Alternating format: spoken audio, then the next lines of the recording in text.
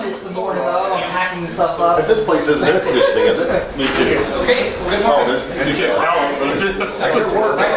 So, I'm Tom Hammond. Jeff just said it. Some of you have probably seen me here last year is my first year at Light Up Ohio. So second year is even better yet, so starting to make some new friends, which is awesome.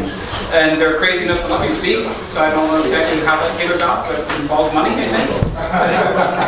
Or lack thereof. So, Thanks, Joe. so last year, when I was here, I learned a whole bunch of stuff about X-Lights and Falcon Player and stuff like that. And I had an idea that popped in my head, and I wanted to try the idea, was if I could make X-Lights run off the internet, basically, so you can actually control it off of a web page. For basically people that are, you have people driving through your neighborhood, see your lights, and I live on kind of a quieter neighborhood, and I decided it'd be more interesting if people around the world could see the lights. But not only that, but, people can control them. So the idea was to see if I could figure something like this out and see if it took off and see if it was actually popular. So you've all got these handouts here. This is sort of just like a summary of what we're talking about. I've got a website, if you look on the first page of that, at the left-hand side, called iTwinkle.org. So today's a bird's eye view of how everything works. If you think you're crazy enough like me to try something like this, on that website there's complete how to build instructions on how to do this kind of stuff yourself. So if you want to give it a shot, have a lot of fun with it. So we may be able to cover all this in 45 minutes, we may not, but it's not a big deal. We'll just get to what we can, how this works. But basically what we're going to talk about is, what you see right here is, I'll explain this a little bit more, but here's a Raspberry Pi, right, running Falcon Player. So that's the big part of this to make it work. Hold stuff up. Hold stuff Hold it up. up so we You can gotta hold see it it. up so we can see it. I'm sorry, if I don't take any wires, see it? Oh, sorry. Okay, yeah.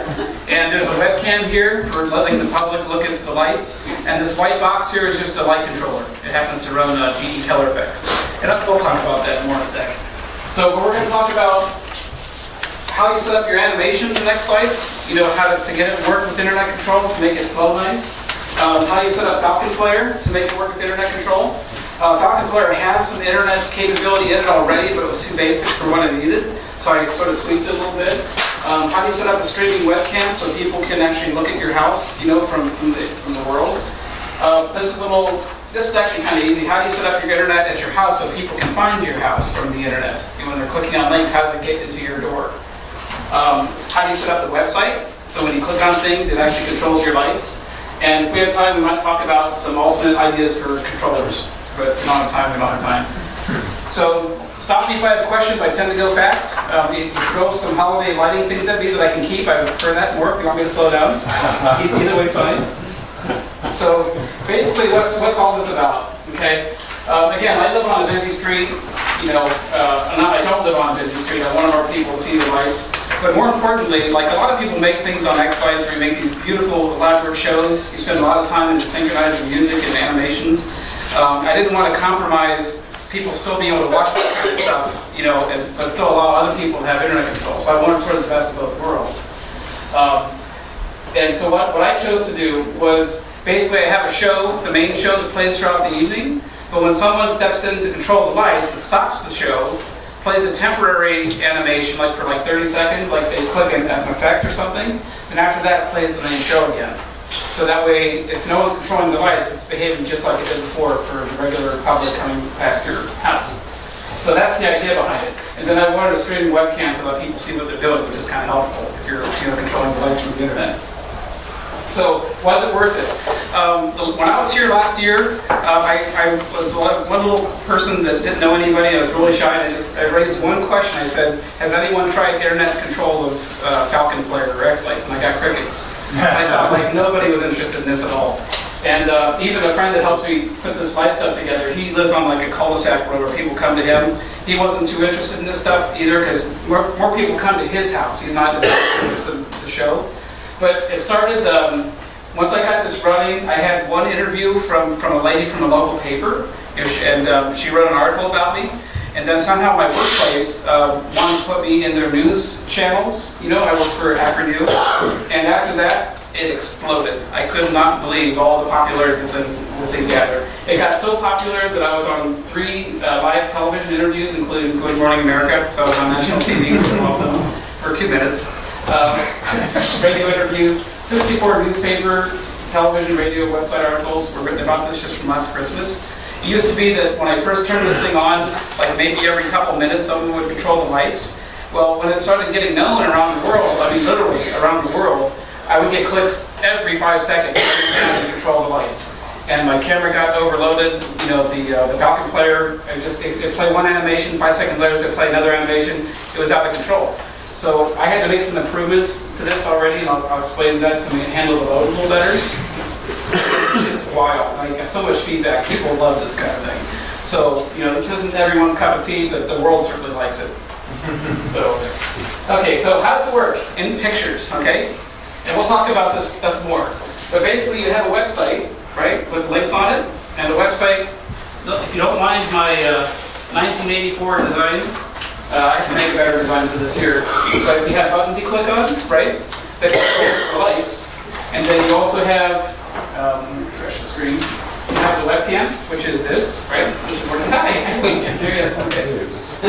Okay.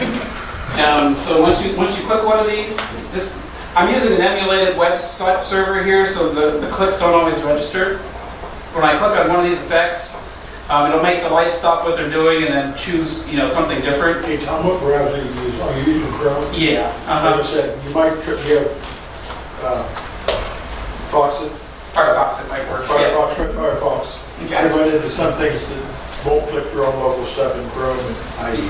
I do know that with my home setup, you know, with this being on a real web server, it works like every time. So I think it's something with my emulated environment. It also, so there it is. There's a picture of it. This shows what's been clicked on recently. This shows the history of who's been clicking what, you know, the past whatever.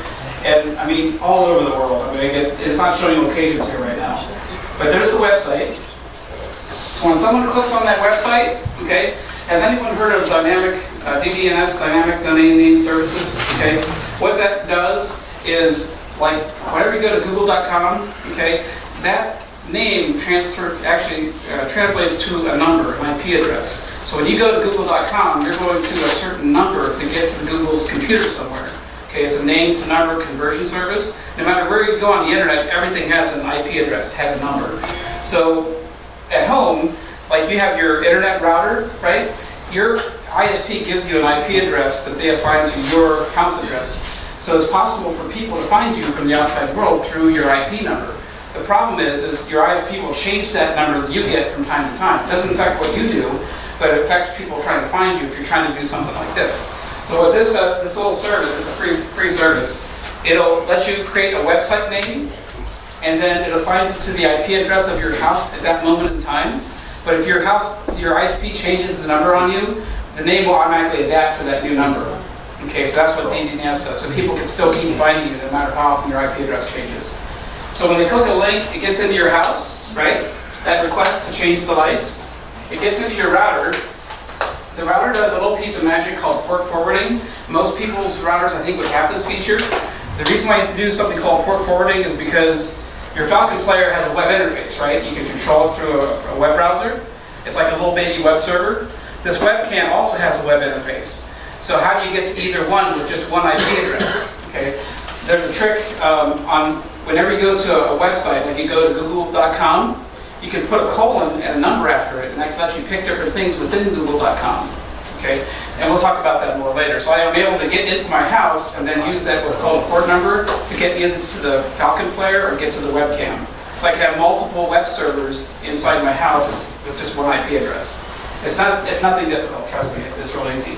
So the request gets its way to the Falcon player. Remember the animation? Okay, the Falcon player, there's a file built into the Falcon player called run event script. And what that'll do is, and this is not that complicated, you can create a little, you can control Falcon player with commands. So you type into a prompt, like you can tell Falcon player, stop what you're doing, play a different playlist, you know, it's got a command line interface. So basically I can write a little program that says, stop what you're doing, play the animation the user chose, and then do the old animation again. Okay, that's called a bash script. Okay, your lights run for 30 seconds, and then when that's done after their choice, it goes back to playing the regular show. So, is that long way to get the work done? Okay, it actually works really well. I'm pretty pleased with it, and it's pretty reliable. Any questions so far for just the overview part? Make sense? Okay. All right. So how do we create the animations, right? Well, again, you have one big animation that you make, your sequence that runs your whole show like you always have. You just nothing new there. That way that people could, if there's no one controlling the lights, they can actually watch your show from the webcam, which is kind of nice. When the sequence finishes, you can tell Falcon players keep repeating it over and over again. This is nothing new to a lot of people here. But for internet control, I just make tiny sequences, like 30 seconds long for different effects. And different effects for different kind of special things people want to see. In Falcon Player, you upload your sequences into it, right? And then you create something called a playlist. So you can say, I want to play this sequence first, this one next, that kind of thing. But what I do for this is I'll make a playlist that plays the small animation first, like 30 seconds, and then next in the playlist is your regular animation. So basically, so when someone clicks on like, confetti or whatever, it'll play confetti for 30 seconds, and then it'll play the next sequence, which is your main house routine, and that keeps looping that one over and over again.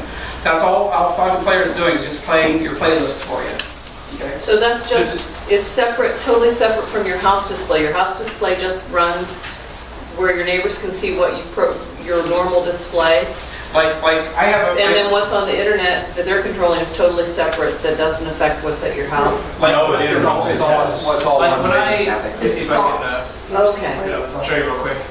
On my Falcon Player, like right now, you see where it says, suppose someone chooses a special effect called snow off the website, right? The playlist will play snow first, Okay. right? And then after snow's finished, I call my main sequence on, don't ask me why.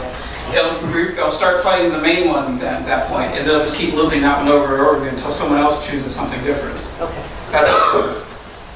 Yeah, So it doesn't resume, it restarts your main show? I would love to figure out if there's a way to make it resume the main show. I haven't tried to think about it. Oh dear, so your main show gets restarted At the over. beginning. So basically, there's a chance when things get busy that There's only the first sequence in your show gets played all night. Yeah, this was like the first year of trying this idea, So that's one of my ideas for this Christmas is trying to make it resume. Yeah. Just a question, why wouldn't you just do a different section of your house to entertain the internet users? Yeah. And just I keep could. it? I could. That's a good idea. Just thinking to No, it, no, yeah. I like ideas like that.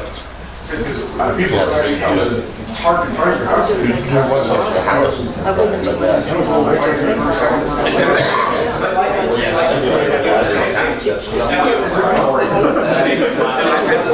Okay, so, go ahead. How do we actually find your house on the internet? I will show you that. Yeah, we're going to talk about the You can see it from outer the space. router setup and all that, the DNS and all Your that. house. Yeah, so basically to make this work, and this is a quick rundown of how to put Falcon Player on a Raspberry Pi. This will bore somebody to tears. But just one page how to do it. You take a Raspberry Pi 2 or 3, that's quite powerful enough to run most everyone's pixels. You stick a memory card in it, right? Power supply. This website here is kind of handy because it has an image that you put on your Raspberry Pi that has the operating system for Raspberry Pi and Falcon Player pre-married. So you just pop that image on the card, turn on your Falcon Player or your Raspberry Pi, and Falcon Player is set up, ready to rock and roll. So it's kind of a neat one-stepper, okay?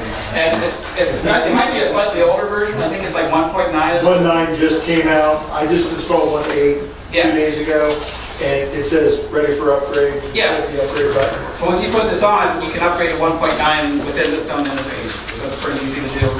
And then to set up the Falcon Player, to tweak it, on my website under the Build It menu, it tells you all the tweaks I do to fine-tune Falcon Player and work with this stuff.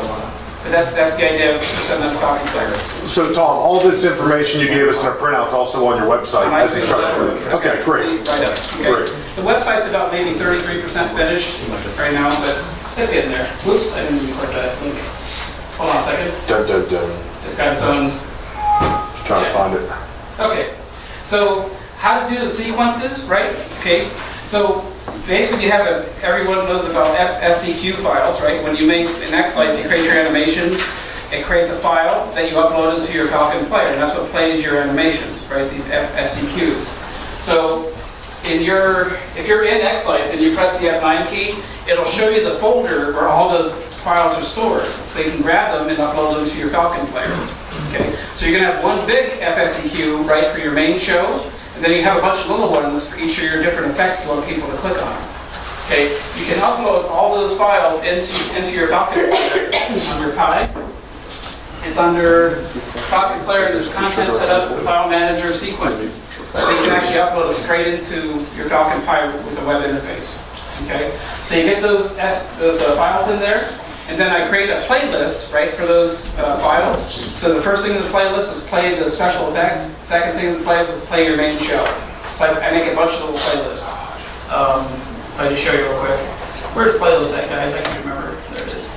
Okay, so I just have a whole bunch of little playlists. And you've seen what they do, you know, that's all I do there. So it's nothing, I'm not redoing Falcon Player. I'm not like trying to re-hack it or whatever. It's just using existing stuff in the Falcon Player. Okay? And I'm not going to talk about the Bash part yet. Okay. Now, the one thing about this idea, this whole internet control thing, is I wrote to the developers of Falcon Player saying, I have this crazy idea, what do you think? Their answer was, we have to design it to do that. And you know, it may not be the safest thing in the world because they designed Falcon Player to be within your own home network, and you get to the web interface, you set it up. They didn't meant Falcon Player to be exposed on the internet, and they said it's not very safe. They didn't put very many security things in it to protect people from hacking your Pi, right? They said they're working on that, and I don't know if 1.9 has got that, but they said that's one of their to-do lists. So I put in some basic stuff to protect the Pi from getting hacked into. This is, some of you will look at this and just laugh because it's really basic protection. But I figure if this is only going to be on for 1 month of the year, you know, the hacking chances are pretty low. If they do hack it and mess up the software, I just re-image the card and turn it back on again. It's not the end of the world, okay? So what I do though, is I set up, the Falcon Player has something called a UI password. So as soon as you get into the interface, it's going to prompt you for that password, so I set that. I also, the main login for the Raspberry Pi operating system, the root password, I guess, you can change that password so it's not a default. You know, change it to something else. I disabled the fact that you can even log into the root of the operating system. Okay, these are just things. This is me like not knowing anything about Linux, but I'm just trying to do some basic things that might help, and that this might be making me feel good. Now, the one thing about when you set the UI password, that's a very basic security system that's internet page. It's a standard, okay? What it does when you set that password is that any file on the Raspberry Pi interface, like the whole interface, there's a folder with a bunch of files on it. Every one of those files becomes password protected. That's what that UI password does, okay? So whenever you try to access any part of that system, you know, the web browser is going to pop you for a password. It's actually a browser protection. So what I do is I still need to be able to let people get into the Pi to make a change, right? To make it change. So there's a way you can on my website you can actually poke a small hole through that security so that one file will be runnable off the internet. Even though the rest of it has a password, one file cannot have a password. And then that'll let people get in so they can tell it to do things, okay? So that one little file I want people to have access to is called run event script. That comes with Falcon Player. So once that becomes open to the public, then they can do this kind of stuff. Now, is that the one that has your credit card number in it? Yes. Yeah.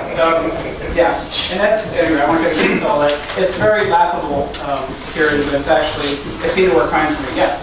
I think the key point there, though, is after you've got it all perfect, take your card out, take a copy, put that on the shelf, and then that way, if anything happens of any nature, as you said, it's as easy as pulling the card out, putting the new one in, rebooting, and you're right back where you were. Right. So I haven't had any trouble with this thing being pounded really hard for all of Christmas. You know, nobody tried to do anything. Now, the webcam thing, okay, it's not really a webcam. This is called a network camera or an IP camera. Okay. The difference between a webcam and these other kinds is a webcam is usually USB connections. It sits on top of your monitor. An IP camera or a network camera plugs into your Ethernet cord, right, and then becomes a camera that's accessible either on your network or to the rest of the world. Okay. Now, I looked into a bunch of these. I tried to find one that would suit my needs. But I found that there's a ton of these you can buy anywhere. I mean, they're cheap. They can get them for like $60 or so. but they may not have the features that you need. Like the one big feature I needed for this camera was to show its image on a web page without having to log into the camera first. I just wanted an image that just pops up as soon as you go to the web page.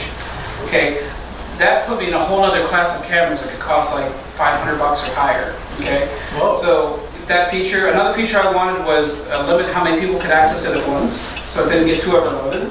That's another high-end feature. A third feature was, what if someone puts a link to my video on their own web page, and they just play it all day long, you know, they're just sucking up my bandwidth and not really watching it. So I wanted a way to let this stop the image after so many minutes, so they would have to refresh their browser to re-show the image again. So it stopped the feed after so many minutes, just for people that are kind of like, you know, I'm not being very careful with it. So my solution was, of course, Raspberry Pi to the rescue. Okay, so this is actually inside that is a Raspberry Pi 3 or 2, something like that. Okay, I bought a dummy security camera enclosure for like $6 on eBay. You know, I put to power this thing. I mean, a Raspberry Pi 3. Well, before that, so to do internet, I chose to run an Ethernet cable to a tree out in my yard. So I actually trenched a 100-foot long conduit because I wanted this to be a security camera too throughout the year and record stuff, which it does. But if you want to do wireless, you can get a Raspberry Pi 3 and you can probably access it that way too.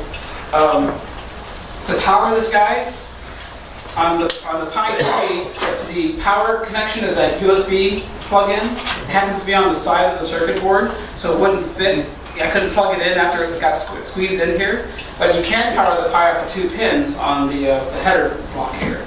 So what I did is I took a USB cable, a male end, I cut it off, I put 2 wires on it and plugged it on those 2 pins, and then I run a 100-foot USB cord that, you know, to supply power, you know, to my house, to the camera. And then on the house end, I can't really show you too easily, but you know, these things run off of 5 volts, right? Well, after 100 feet, that voltage will drop. So on eBay, I got like a 5.25 volt adapter, so by the time it gets to the Pi, it's got enough power to run it all. So this is just using an Ethernet cable and a long power cable to run this guy. Okay? So $50, maybe 60 instead of $500. You know, it works great.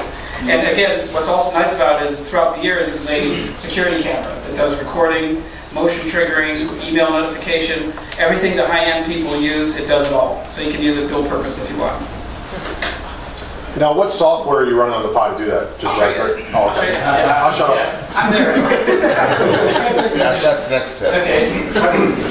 Tom, by the way, you can actually configure the cable. You don't need all the wires to do that. You can do power over right click on that. Yeah, power from Save some wire and stuff. Yeah, what Mike was saying is you can actually use one cable to power it and provide the internet connection it needs, like power over Ethernet, something like that. I'm not that smart, so I just think the old-fashioned way. The software. You don't need to be smart. You got Google. That's true. The software is called Motion iOS. It's a free program. Okay, the website's on your handout. Okay, you've probably heard of it, maybe. You know, it does all those features I needed and just free software. It's got a nice web interface. You know, it's beautiful. Okay. Again, you just download one image. You pop it onto your memory card. You turn on your Pi and it becomes a security camera. It's that easy. Okay. I mean, there's a camera module that you buy for the Pi. It's made by the Pi organization. It's like $30. So for this particular camera, I 3D printed a mounting thing for the camera so it sits flush. And the body of the camera is actually extended a little past its normal, you know, it's about this much longer than it used to be. So there was a 3D printed adapter collar to let it fit everything in there. And I found these designs on Thingiverse. I didn't have to design it. So Are those STL files referenced in any of your documentation? no, but they're on the website. Oh, they're on the website? Yeah. Yeah, okay. Yeah, you can re-download this on the website. When you get the camera, when you turn it on, your internet router is going to assign it a random IP address, okay? You need to set that to a static permanent IP address. That way people from the world can find the camera, okay? We'll talk about this, remember that thing about port? You know, when people are coming into your house, it has to go to your Falcon player or to your camera. If you set the camera to port any number you want, I use port 8080. So on the website, that link to show the video right here, that's simply a link to my house going to port 8080, which finds its way into my camera. Okay, and So how the ports work, let me just show you real quick. Like if I go to google.com, am I on the internet? Boy, You might have to connect again. It comes and it goes. No, I shouldn't be on at all. But see how, see if I go to google.com up there, right? Colon and 8080, that means go to Google, but then go to a specific device within Google called 8080. That's what ports do. You can have, there's like thousands of different ports, and that's why you get 2 web servers, you know, and directing traffic. Okay, that's too technical right now, but now one thing about the camera thing is I live out in the country and my internet provider is also rather rural based. So last night or last Christmas, the best they can give me when you're sending a video signal to the world, you have download speed on your internet, you have certain megabits, but you also have an upload speed. Those can be different from each other. So your internet provider might give you a fairly nice download speed because everything comes to you that way. But sending things back out to the world is usually a whole lot slower number, and you have to pay more money to get a higher upload speed. So last Christmas I only had a 0.768 megabit upload speed. That was the best they could give me, you know. And I was able to get maybe, and so I had to work with that. So one thing you can do is you can change the resolution on your camera, so you're not sending out as big of a picture. So I had to go down to 640 by 480, and I went down to 15 frames per second. You know, that's the best I could do, and it was actually pretty decent. And I got about maybe 2 or 3 simultaneous connections. But when you have the whole world trying to access your stuff, the camera could not handle it. And it just, I mean, the camera could, the bandwidth wasn't enough. Okay, so thankfully, my rural internet provider upgraded me to fiber about a month ago. And so now I have a 4 megabit speed, I'm jealous. okay, which is the basic package. That'll give me 8 simultaneous streams of people when they try to look at the camera, which is, I think, is kind of reasonable. Okay, so I'm curious to see how it's going to work this year. Again, when this thing got popular, it almost totally was worthless because no one could view the camera when it was so busy. It was busy like 95% of the time. So I'm looking for, so this will improve that part like instantly. Yeah. From your experience, was the 30-minute snippet, 30-second snippets too long? Well, I'm just curious, Yeah. you know, what you saw. the problem was that people would click on an animation and it would play for the first 5 seconds, and then someone else would instantly click another one and would stop that one. So the house you'd never see what it's doing because it kept switching from animation to animation. So what I did halfway through Christmas was I made a queuing, not a queuing system, but it stops choices until the current choice is finished. Okay, so someone chooses like one of these effects like snow. There, actually it did at that time. See, there's snow. It says lights being controlled by someone else. Please wait so many seconds to try your request again. So it'll stop accepting requests until that time frame has expired. So at least That's everyone's smart. going to get their 30 seconds in. And then after that, it'll let clicks happen again. So I built that in. For the camera part, if the higher upload speed doesn't quite do it for me, if it's still not quite enough bandwidth, I'm going to try some other ideas. Like Facebook and YouTube have live streaming features. I might be able to take my camera and just stream it and let them take care of the bandwidth. That's a possibility. Just Twitch too? Or Twitch is, yeah, that's a great idea. You can definitely do that with YouTube. I just don't know if it's on demand or if you have to schedule those. Yeah, so I'm hoping, I'm just going to keep it easy. I'm hoping that my ISP just having a better upload speed will solve that problem. So, okay. Now, on your website, do you have the specific model number of camera you used, or did you? The camera is the one that you buy for Raspberry Pi. It is, it's their standard. It's a standard camera. Okay. Now, there's 2 variations of that camera. There's a regular and there's a chocolate version. No, it's actually called no IR and IR. Right. Okay. The IR is if you're using a security camera with those infrared light bulbs so you can see things at night. I don't think you want to get that kind. Okay, you're going to be using night shots with this, but you just want to let your lights be what it's seeing, not the infrared lights. Like this one here has fake, well, it doesn't anymore, but I think either one would work, but get the plain version. I think it's going to work just fine for you. Okay, so far so good? Am I overwashing anyone so with too much information, or is it pretty cool? Yeah. Very cool. This is really interesting. Silly question though. When they click on something, your entire display does that Yes. particular thing. Or it's whatever you want it to Or be. you could choose it to be like your Megatree would do something and everything else would continue, or everything else would just stop and the Megatree would just do that. Yeah. My whole light system is based on controlled by X lights. Uh-huh. So pretty much, you know, it wouldn't be able to play two different shows at the same time unless you had Okay. two different unless you had two different Falcon players going on. You know, one controlling one set of lights and the other one just for internet control lights, that's what you were saying. So Okay. that would be a possibility. But otherwise, it would just switch your show to, it would all be snow, or it would all be twinkle, or it would all be Or, you know, however you Okay. design it. for that duration. Okay. Okay? You said you were recording this? Yes. Okay, because, you know, I understand some of it, but then it'd be nice to get back over it later on. Yeah, I'm you know. recording all the sessions. Okay, We'll put them on okay, YouTube. good. I hope it's working. And they're going to be available, like, as far as on a website or This will something? be on, all this will be on the iTwinkle website, so complete written build, it's already on there. Oh, okay, I'll okay, put the thanks. video on there, all that kind of stuff. So how do we do, Yeah, who the reads? big thing is when people click up, how does it find your house? Right? How do those clicks get to you and get to your internet? Okay? It'd be hard to read. This is your router, and this is your router on drugs. No, this is your router.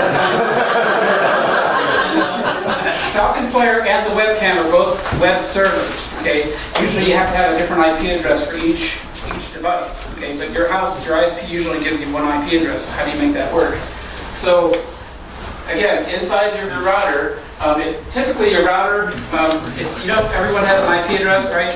If you type that into your web browser, just the IP address of your computer, and put a .1 for the last number, that usually gets you into the control page to set up your router configuration. Okay? And inside of your setup page, I'm not going to get into all that right now, but there is a little feature called port forwarding, and you just say that typical, whenever you go to like google.com, that's typically set to port 80. That's the number, that's the default port for all websites. So if I send a request, if an incoming request comes in, it goes into the Falcon Pi is a web server, right? So it's listening on port 80 for stuff to come in. You don't have to worry about that because port 80 is the default. So you just type in the IP address of your Falcon Player and you see the web page, right? If I want to save the camera, I type in the IP address of the camera. Check this out. The IP address of my camera is this. I think I lost it there. It's 199 up here, right? And if I put port 8080 in there, that'll find the camera, see? So I can have two different addresses going on at the same time. So the router, you're being recorded on camera. Okay, so that's all I do to get to two different devices. Okay? Now, to have people find you from the outside world, remember that DDNS stuff we were talking about? Okay, you have your house has an IP address, right? But that changes from time to time, so you can't have people find you through that IP address. But you can create a domain name, like a website name, that automatically points to the latest version of your IP address, right, whatever that is. There's a ton of free services on the internet that does that for you. I just happen to choose one called NoIP, okay? It's a free service, it works pretty easy. What you do is, you put a little program on one of your computers, it doesn't matter where it is, like your Windows computer, and it runs down near your clock, and all it does is it checks your current IP address, and if it's been changed, it'll tell noip.com what the new number is so they can associate that domain name with the new number. So it just runs all the time looking for a change in your IP address. The one thing that's not so nice about NoIP is it's a free service, but if a million people sign up for the service and only half of them actually use it, some just sign up and just forget about it, that creates a lot of trouble for the company. So once a month they send me an email saying, are you still using our service? And I just click a link and it reactivates me. So once a month I have to keep saying, yes, I'm still using this. There's lots of other ways you can do this. There's a paid DDNS service that you don't mess with that kind of hassle. You can probably set up your Raspberry Pi to do stuff like that automatically, but this is pretty easy for me. Yeah, I don't think DDNS is free anymore. It is. Is it? I used to No, DDNS. The actual DDNS.org or .com is not free anymore. Okay. So that NoIP is a good hit there. DNS Exit is also DNSExit.com. They're based out of Cincinnati. I use them. And it's What free. are they called again? DNS Exit. ENSEXIT.com. And it's the same thing, well, mine goes on PC, and it's unlimited number of domains, unlimited number of records, anything you pretty much want to use. Yeah, you have to go and register that domain name first, though. Yeah, you register wherever. Yeah, that's the really first step in this process. You've got to go get that, reserve yourself a Right. domain name. So we're you with pick the one no first. IP, no IP Oh, company. Yeah, a qualified one. I created a domain name called itwinkle.ddns.net. They gave me the ddns.net and I just put the beginning on. So whenever I go to this website, it finds its way to my house. So that's the current way, that's how people find me, through that name. And that name will always get to me no matter what. So if I just go to this website, it'll go into Falcon Player, okay? That's where it's going to try to come in. If I try to go to that same website at port 8080, where's it going to go? To my camera.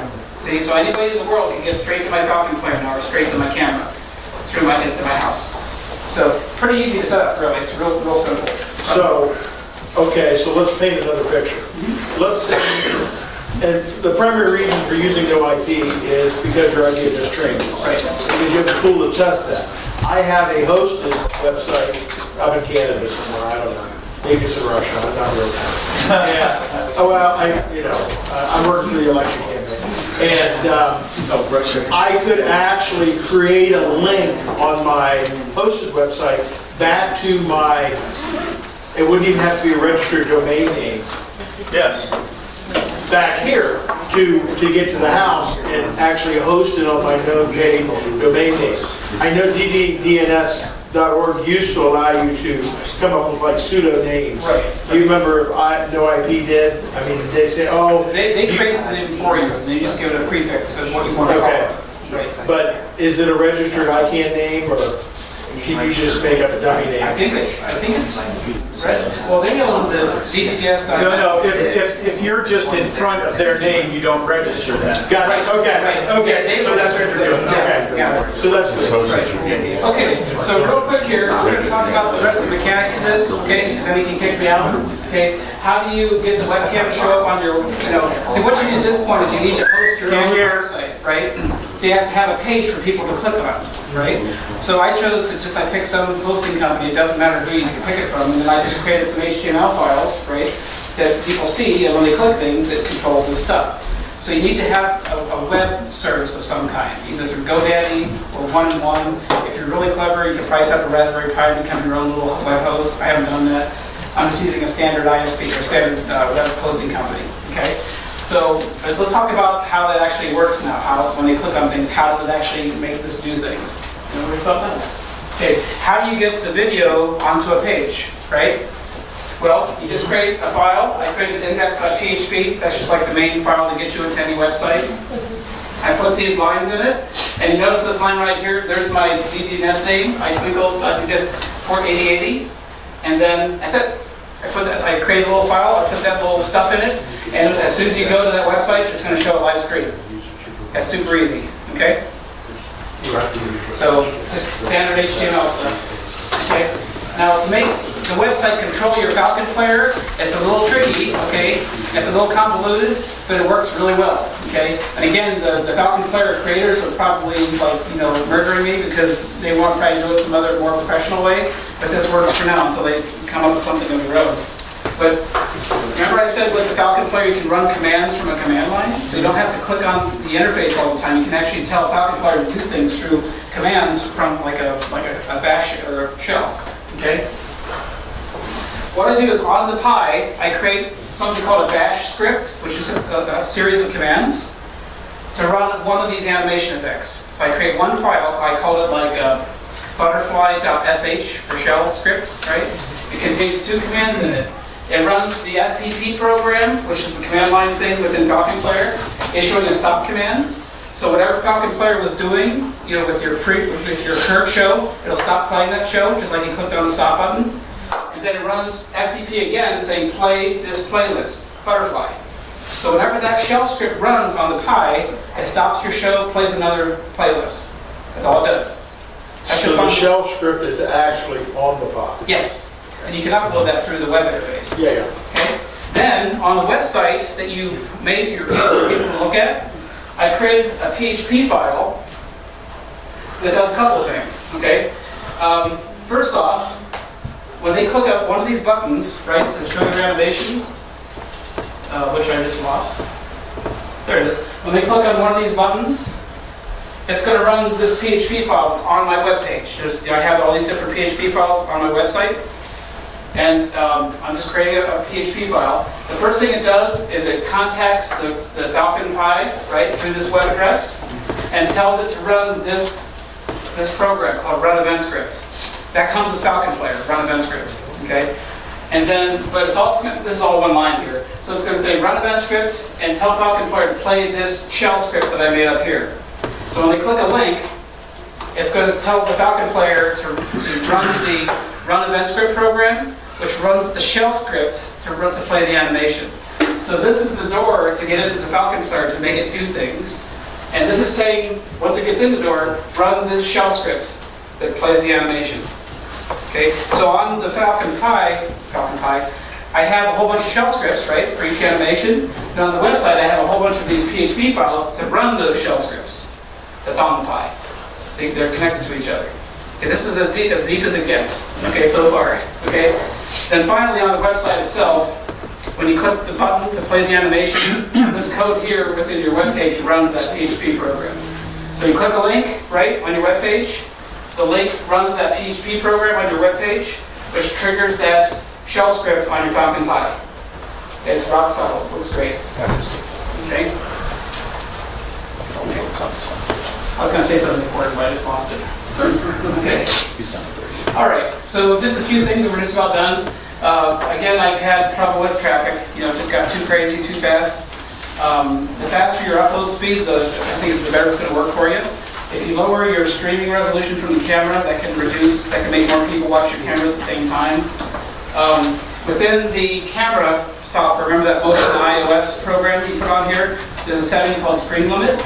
So if people are watching your feed and they'd love to go have supper somewhere for 3 hours and they're for stream running, I can set it so that after 15 minutes of viewing, it'll stop showing on their webpage, the video stream, and if they just refresh their page, they'll be able to see it again.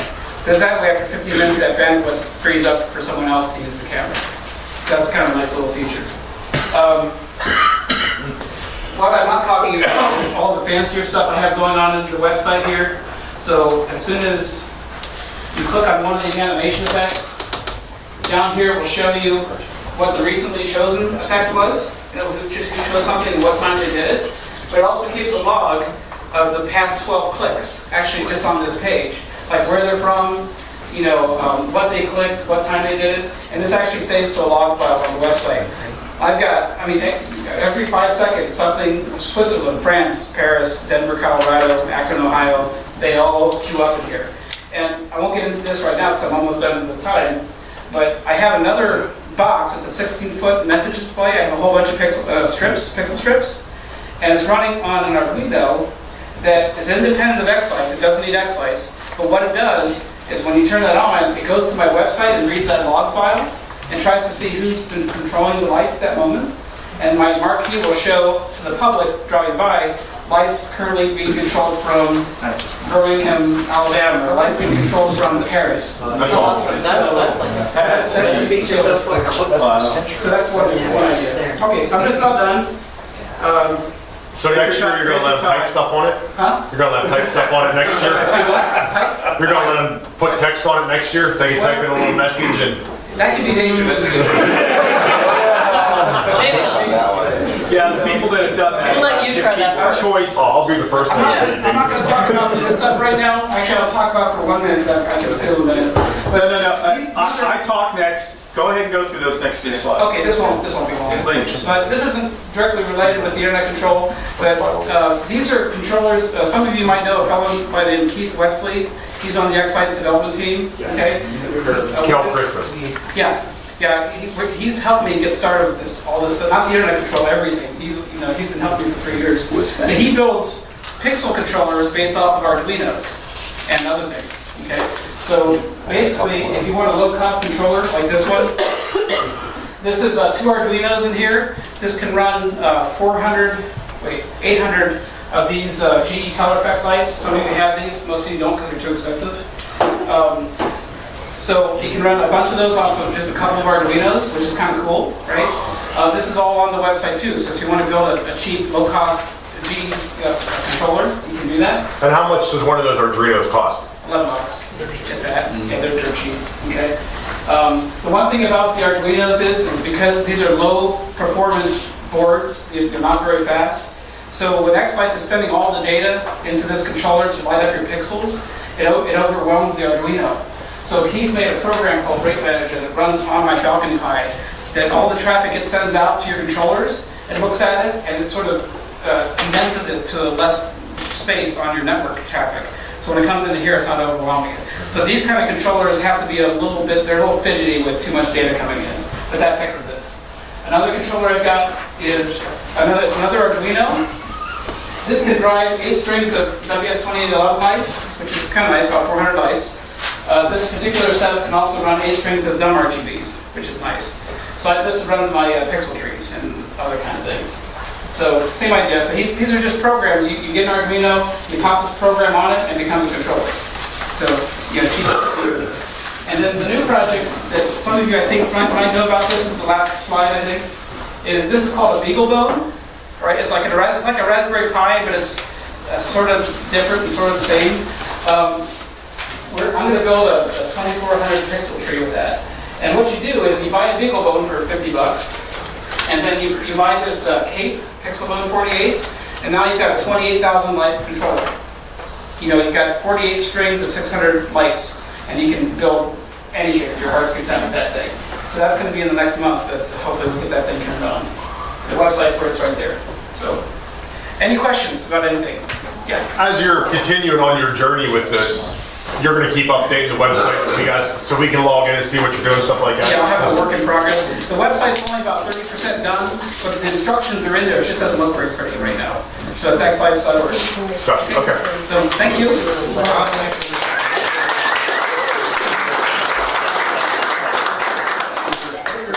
Oh, I have to Probably have video. check this out. Yeah, you're right. Yeah. Yeah, ABC. You need more about the lights and power, and I imagine power to the people letting you take control of it. My lights are nothing like your guys' lights. Suffice it to say that Tom Hammond is not a control freak. I think you know that. He not only lets complete strangers stare at his house all night, but as Paul mentioned, they also control. I had to nude one of those nights when the camera was on. Well, control is in the house. It looks like he's really bringing some joy to the world. John's stories. Gotta love Perfectly choreographed Christmas spirit are all the rage. Band, yeah, and One display might sync up there's with your what's his favorite name? house. Wow, you have a lot of lights at your house. You have a lot of houses. Yeah, you have a lot of houses. We're impressed. Oh, this is great. So they're going to compare you to the great Christmas light fight houses. Yeah. No, that's not fair. So check this out. Smartphone compatible, right? People riding by to see it and enjoy it, but now people. I love the look of the G color do the pics. same thing. There's a webcam that's on a tree, and it points at the house, and everyone can see it from anywhere in the world, and change it. Tom Hammond brings thousands of Christmas lights on his Ohio home to a website. Now, So this will run off of your smartphone or tablet, just a standard web page. From the website here. you can. And you're providing free Wi-Fi for everybody too, right? Yeah. Use to our music, and once again, let the internet take it from there. Okay. And that website, itwinkle.org, is active every night from 5 until midnight. So no one's giving me money for this. And I I can't believe Disney didn't call you though. Well, they just did the Disney song, Well, that's Frozen, and That's because it's ABC and they Yeah, are. as I said. oh, that's right. I'm sure they didn't have to call too many Do you people. want to project anything? Are you good? What? Do you want to project anything? Do you want? Oh yes, I have that. I only brought a memory stick. I have to have a Yeah, PC. Hey, Tom, I have one more question. Yeah. Could you set it up so that you can run your regular show for these hours during the evening? Since you've got people streaming from all over the world, why couldn't you have it be after your regular show hours? Yeah. That's when they can come in and just play to their heart's content Yeah, the for the off website. My hours. neighbors The would kill website me. does have a Yeah. Until your neighbors get upset. the website here has a feature to control, like it'll only be active from a certain time to a certain time. It was a message shows up here. I have that disabled right now, but you can't do that. Okay. Yeah, to build the website part with all the, it's all documented really well. The only thing I didn't document is the queuing system, the people in turn system. I don't have that up there. That's something to help you guys with. It's so, I got it back. I've got a really bad There's a better announcement because I'm thinking you're not using music preparers, And then after. but if we start streaming music with the lights, So I think they're still doing something. copyright issues by streaming music on the web. That's the easiest way to do what you're saying. Say that out loud. Yeah, most people, but like the pros are Music direct control, but you're not over the air. It's being part of the show, so you gotta Because you set up. Yeah. You set up a web page for. But I'm also thinking, Depending on too, what. isn't there a thing if you only play like 10 seconds?